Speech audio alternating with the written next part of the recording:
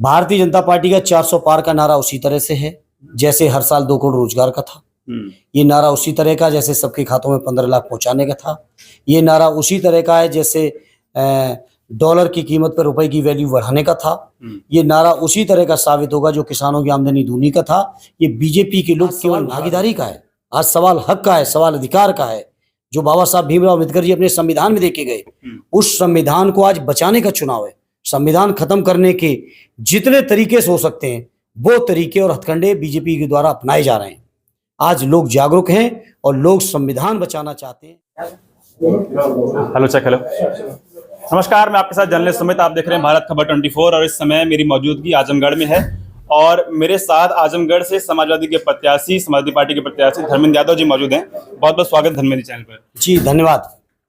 पिछला चुनाव उपचुनाव, उस चुनाव से इस चुनाव को कैसे लग देखते हैं? गुड्डू जमाली पिछली बार प्रतिद्वंदी थे, 2,66,000 वोट लाए थे, इस बार आपके साथ हैं। आदरणीय जमाली साहब का समाजवादी पार्टी में शामिल होना, उनका सहयोग और समर्थन करना निश्चित तौर पर किसी भी उम्मीदवार के लिए इससे मुफीद, उससे बेहतर कोई दूसरी बात हो नहीं सकती। और मैं जमाली साहब का आपके माध्यम से स्वागत करता हूं, आदरणीय राष्ट्रीय अध्यक्ष जी का आभार व्यक्त करता हूं कि न केवल उनको पार्टी में लाए बल्कि उनका भी हमारे चुनाव से पहले उनका सम्मान हुआ, ये और अच्छी बात है। तो उसके लिए राष्ट्रीय अध्यक्ष जी को मैं हृदय से आभार व्यक्त करता हूँ। और आजमगढ़ में उन्होंने मुझे चुनाव के लिए भेजा, लोगों ने मुझे बुलाया, ये मेरे लिए सौभाग्य की बात है। बसपा से पिछली बार गुड्डू जमाली प्रत्याशी थे, इस बार बसपा से चर्चा चल रही है कि अकबर अहमद जो पूर्व सांसद रह चुके हैं यहाँ से, वो बसपा से प्रत्याशी हो सकते हैं। फिर समीकरण वही यादव मुस्लिम वाला बसपा बनाने। देखिए, कौन उम्मीदवार होगा बसपा से, कौन उम्मीदवार होगा भाजपा से, उन पार्टियों का आंतरिक मामला है। इसमें ना मैं कुछ कह सकता हूँ, ना मैं कुछ कर सकता हूँ। हाँ, मैं इतना जरूर कह सकता हूँ, हमारे जनपद की लोकसभा की जो लोग हैं इनका यकीन, भरोसा, विश्वास आदरणीय अखिलेश यादव जी में है, सदैव नेताजी में रहा, समाजवादी विचारधारा में रहा।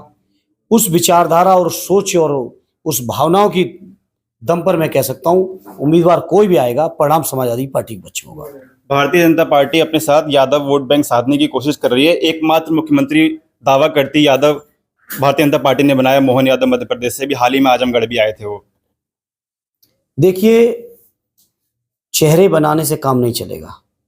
बीजेपी के लोगों को जवाब देना चाहिए कि पीडीए में जो शामिल लोग हैं इनको कितना भागीदारी मिल रही है, कितना समर्थन मिल रहा है, उनकी नीतियों में कितना इनके प्रति नीतियों में समावेशी है या सहयोग मिल रहा है या भागीदारी मिल रही है। सवाल आज ये है, सवाल ये नहीं कि मोहन जी अगर मुख्यमंत्री बन गए हैं तो बड़ा चमत्कार हो जाएगा। सवाल ये है कि मोहन जी कितने लोगों के साथ न्याय कर पाए, या जब बीजेपी अन्याय कर रही थी तो मोहन जी कहाँ थे? ये जो लोग जिनको बैकवर्ड चेहरा बना के, रबर स्टाम्प बना के बीजेपी के लोग इस्तेमाल करना चाहते हैं, वो बीजेपी के लोग भूल जाएं, क्योंकि समाज जागरूक है। लोग अधिकार, हक और अधिकार की बात करते हैं।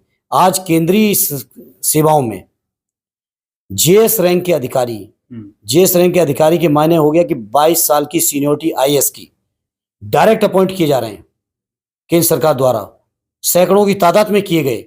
मैं पूछना चाहता हूं उसमें एक भी दलित हो, एक भी आदिवासी हो, एक भी पिछड़े वर्ग का हो, एक भी माइनॉरिटी हो, तो बीजेपी के लोग बताएं। आज सवाल भागीदारी का है, आज सवाल हक का है, सवाल अधिकार का है जो बाबा साहब भीमराव अम्बेडकर जी अपने संविधान में देके गए। उस संविधान को आज बचाने का चुनाव है। संविधान खत्म करने के जितने तरीके से हो सकते हैं वो तरीके और हथकंडे बीजेपी के द्वारा अपनाए जा रहे हैं। आज लोग जागरूक हैं और लोग संविधान बचाना चाहते हैं। लोग अपना हक, न्याय, अधिकार जो बाबा साहब ने दिया है, उस अधिकार को बचाने का ये चुनाव लड़ने जा रहे हैं। जिस भागीदारी की आप बात करते हैं, लेकिन भारतीय जनता पार्टी लगातार ये दावा कर रही है कि उसने अपने मंत्रिमंडल में, चाहे उत्तर प्रदेश की विधानसभा हो, चाहे लोकसभा हो, सभी में उस वर्ग को, पिछड़े वर्ग को हिस्सेदारी दी है राजनीति में। अगर आपके किसी से संबंध हो उस वर्ग के मंत्री से, एमपी एमएलए से, तो अकेले में पूछ लेना उनकी कितनी चलती है। मैं जानता हूं, मैं बहुत रहा हूं सदन में, और सेंट्रल हॉल में जब मैं भाषण दे के निकलता था तो सेंट्रल हॉल में उनके मंत्री हमसे क्या कहते थे, ये बातें कहने की जरूरत नहीं है ऑन एयर, लेकिन मैं जानता हूं क्या स्थिति है। आजमगढ़ से भारतीय जनता पार्टी के प्रत्याशी हैं दिनेश लाल यादव निरहुआ, वो कह रहे हैं कि यादव समाज एकमुश्त होकर भारतीय जनता पार्टी को वोट करेगा तो अहिरेजमेंट बनवाने में मदद करेंगे निरहुआ। आप सोचिए ना कितना भेदभाव है। अरे निरहुआ जी से मैं कहूंगा कि छोड़िए अहिरेजमेंट, तो आप क्या बनवा पाओगे?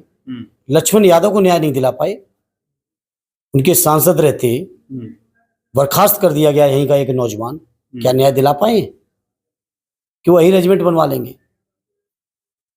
यहीं बैठौली गांव का, आजमगढ़ सदर विधानसभा का, आजमगढ़ लोकसभा का एक नौजवान, जो प्रतिभाशाली नौजवान, जो दिल्ली विश्वविद्यालय में प्रोफेसर हो गया था, सिर्फ इस बात के लिए बर्खास्त कर दिया जा रहा है कि वो सच्चाई को समाज के सामने रखता था, उसको न्याय नहीं दिला पाए। क्या यही रेजिमेंट की बात करते हैं?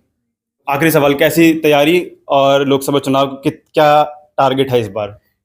टारगेट एक उम्मीदवार के तौर पे मैं इतना ही कह सकता हूँ, ज़्यादा से ज़्यादा लोगों का आशीर्वाद लेना है, मुझे सहयोग और समर्थन जुटाना है, अपनापन बढ़ाना है, और जो जिम्मेदारी हमारी पार्टी ने मुझे दी है उसको निभाना है। तो एक और, भारतीय जनता पार्टी लगातार कह रही है कि अब की बार 400 पार, वहीं अखिलेश जी कह रहे हैं कि जो लोग 2014 में आए थे 24 में चले जाएंगे। भारतीय जनता पार्टी का 400 पार का नारा उसी तरह से है जैसे हर साल 2 करोड़ रोजगार का था। ये नारा उसी तरह का जैसे सबके खातों में 15 लाख पहुंचाने का था।